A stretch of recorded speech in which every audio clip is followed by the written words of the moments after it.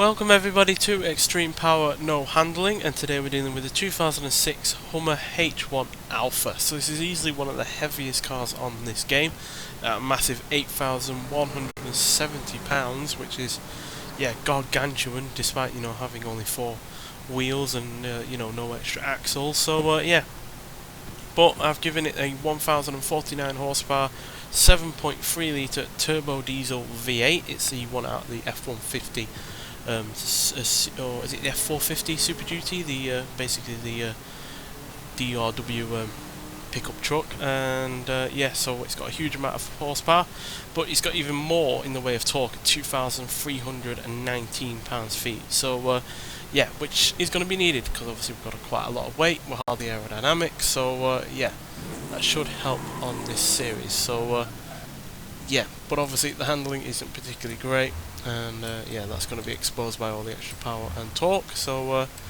as you can see, only 2.5 handling and only 2.4 braking. So braking, that's a particular concern, considering it weighs as much as it does, and more momentum means you got to have longer brake distance, and poor brakes are going to make that even worse. So but at least acceleration and speed are good, and the launch ain't half bad either. So it's going to be interesting to see what this car can do.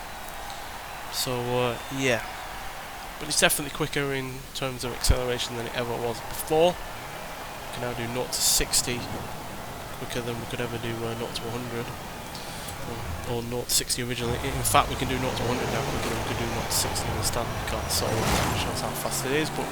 And obviously it does have all-wheel drive, which should help keep the power in check in some regards, but those brakes, the amount of weight, and the fact this was hardly a good handling car to start with is concerning, and obviously it's gargantuan size as well is also going to be helpful.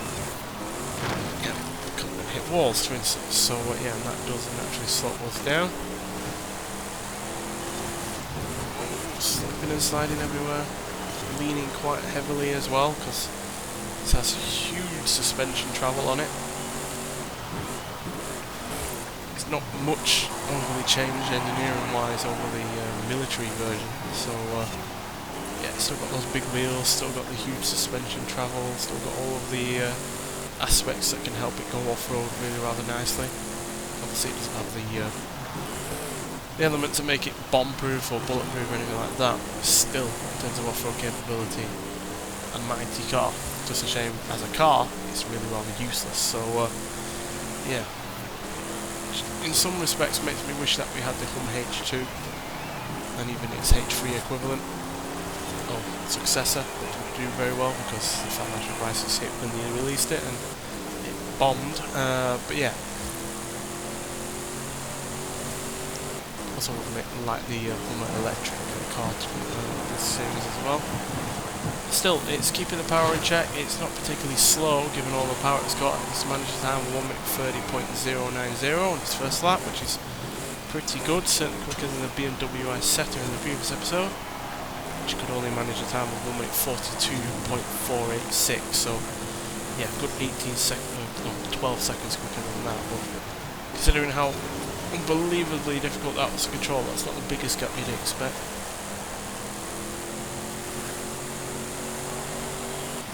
It certainly shifts in terms of acceleration now. 0 to 60 is dealt with in 4.848 seconds.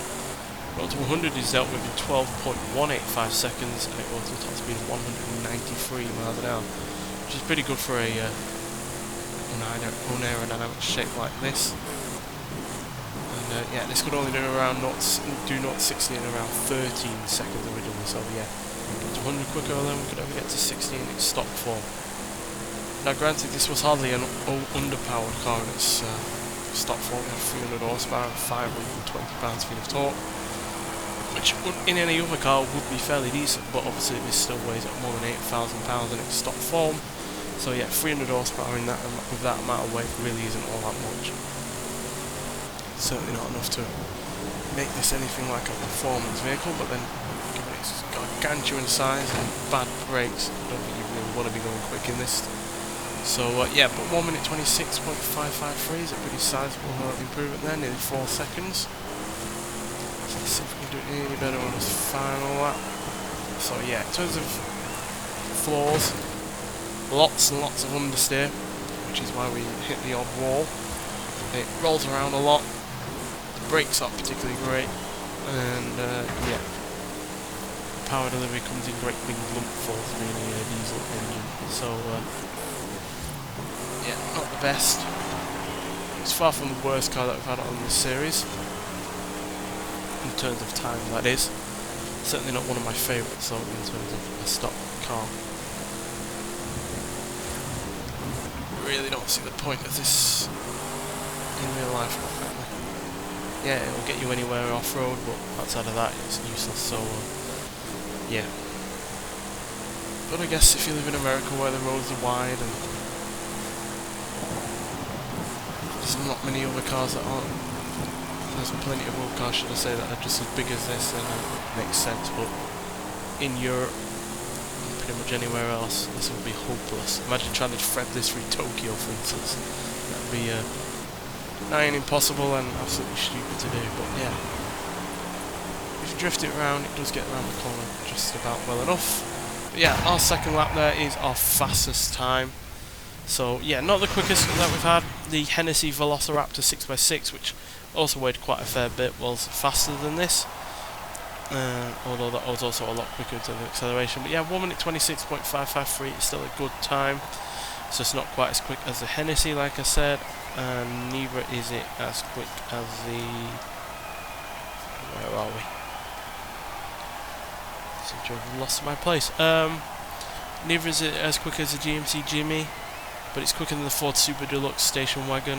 It's not as quick as the DeLorean. It's quicker than the Reliant Supervan 3, which I guess is no surprise. Also quicker than the POP 50, and the Ford Super Duty is the closest in terms of a similar kind of car, but even that was nearly yeah, 2 seconds quicker than we were. So yeah, not quite as quick as the Ford Super Duty, even though that was a heavier car, but it also had more power, but we had more torque. So yeah, I just went for torque with this, just because I thought it would be suitable, and it was suitable in some respects, but not overly suitable in terms of, you know, getting up to a high rate of top speed. But we're still doing up to 120 at times, and yeah, for a car that weighs as much as this, that is fairly good. So yeah, but it's by no means a great car, stock or otherwise.